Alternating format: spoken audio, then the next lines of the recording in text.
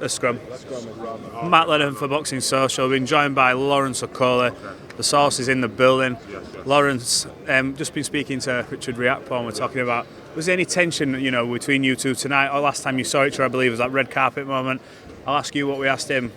Anything there tonight? I don't feel anything because I'm not boxing him. So he's just another guy saying he wants to fight, and Chris is someone who actually, as in Chris Billam-Smith on Boxing Next, is someone who said he wants to fight, and we made it happen. So until me and him are opponents, he's just another cruiserweight. How's everything going in terms of preparation for what's going to be a huge night, May 27th? Obviously, you're going to his backyard in Bournemouth. You're on this good run of form at the minute. Say that again? You're going to his backyard. Yeah.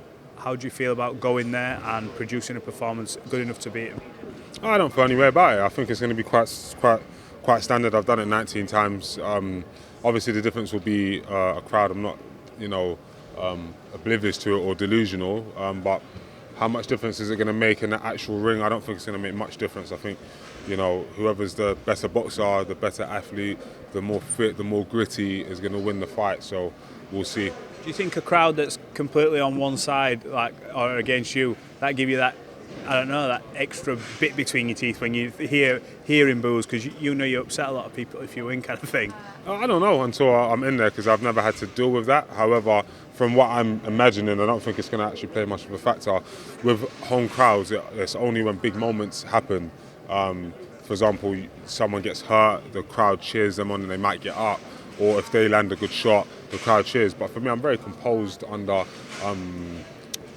fire. I don't really get myself in certain situations and certain positions. I've been working very hard this camp. So I had a camp before, went straight back in. So I've worked on this camp on a lot of positions and situations. Yes, bro, because I think that this fight's going to come down to a lot of situations. I.e., I kind of know what tactics I would employ if I was them. So I'm working on those ones mainly, but I'm free. In terms of himself, you two have sparred. I assume you've sparred many rounds in the gym. You've obviously been an ex-stablemate. Does it make it more of a trickier task, the fact that you are quite familiar with each other, or is it a fact that you know what his weaknesses are, so you can try and work with Sugar to exploit them? I don't really focus on it because, I change every fight, and every time I have a spar, I learn something new.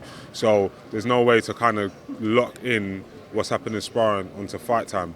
But I have watched his actual fights now, because I watched his fights for entertainment before as a stablemate. Well done.